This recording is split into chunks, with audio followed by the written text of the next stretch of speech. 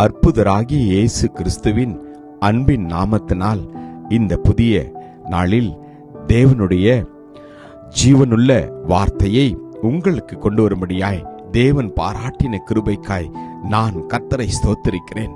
மத்தேயு 6:33 முதலாவது தேவனுடைய ராஜ்யத்தையும் அவருடைய நீதியையும் தேடுங்கள், அப்பொழுது இவைகளெல்லாம் உங்களுக்கு கூட கொடுக்கப்படும்.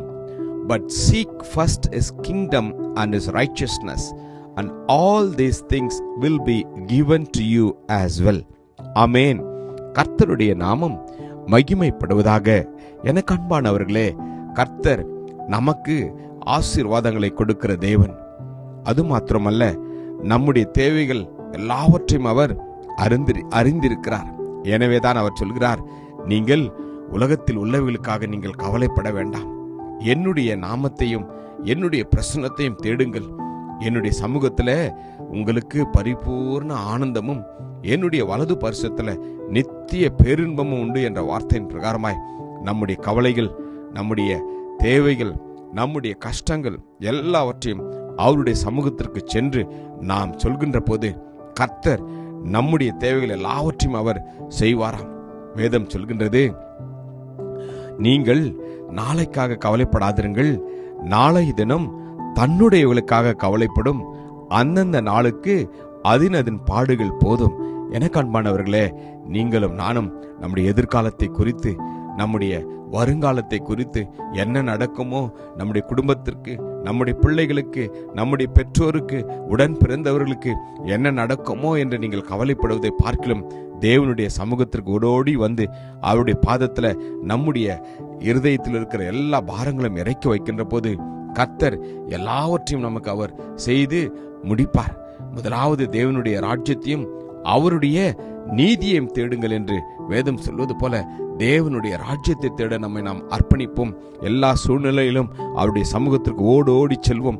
வியாதிகள் இருக்கின்ற போது, மன கவலைகள் இருக்கின்ற போது, பாரங்கள் இருக்கின்ற போது, கஷ்டங்கள் இருக்கின்ற போது கர்த்தரிடத்தில் போய் நாம் சொல்லுவோம். கர்த்தர் நம்முடைய தேவைகள் எல்லாவற்றையும் அவர் நிச்சயமாய் அவர் கொடுப்பார். வேதத்தில் நாம் வாசிக்கிறோம், கவலைப்படுகிறதுனாலே உங்களில் எவன் தன் சரீர அளவோடு ஒரு முழத்தை கூட்டுவான் என்று.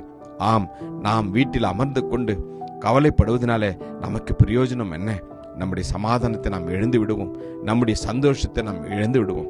அதற்கு மாறாய் கர்த்தருடைய சமூகத்திற்கு ஓடோடி வருகின்ற போது அப்பா நம்முடைய கண்ணீரை அவர் துடைப்பார், நம்முடைய தேவைகளை அவர் நிச்சயமாய் சந்திப்பார்.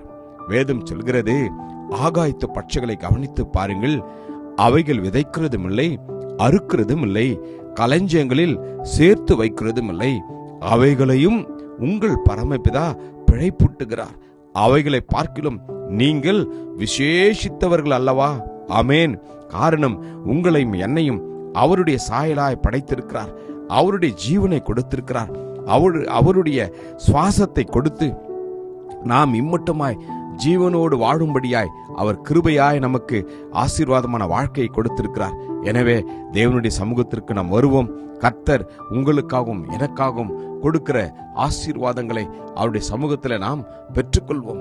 அப்பொழுது நம்முடைய வாழ்க்கை, நம்முடைய பிள்ளைகளுடைய வாழ்க்கை, நம்முடைய குடும்பத்தின் வாழ்க்கை எப்பொழுதும் சமாதானத்தோடும் சந்தோஷத்துடன் நிறைவான ஆசீர்வாதத்துடனும் நிச்சயமாய் இருக்கும். நம்புவோமா?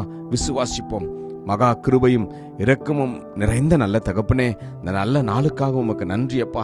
உம்முடைய சமூகத்தை நாங்கள் தேடவும், உம்முடைய சமூகத்திற்கு ஓடோடி வரவும் நீர் எங்களோடு கூட இடைப்பட்டதற்காக உமக்கு நன்றி தகப்பனே. ஆமாப்பா, உம்முடைய சமூகத்தில் வருகிற ஒவ்வொருவருக்கும் நித்திய சமாதானம் உண்டு, பேரின்பம் உம்முடைய சமூகத்தில் எங்களுக்கு உண்டு ராஜாவே. இந்த நாளிலே உம்முடைய வார்த்தையை நம்பி உம்முடைய சமூகத்திற்கு ஓடோடி வருகிற ஒவ்வொருவரையும் நீர் ஆசீர்வதியும் வழி நடத்தியலும் இயேசு கிறிஸ்துவின் வல்லமுள்ள நாமத்தில் ஜெபிக்கிறோம் ஜீவனுள்ள நல்ல தகப்பனே. ஆமேன். God bless you. Jesus loves you.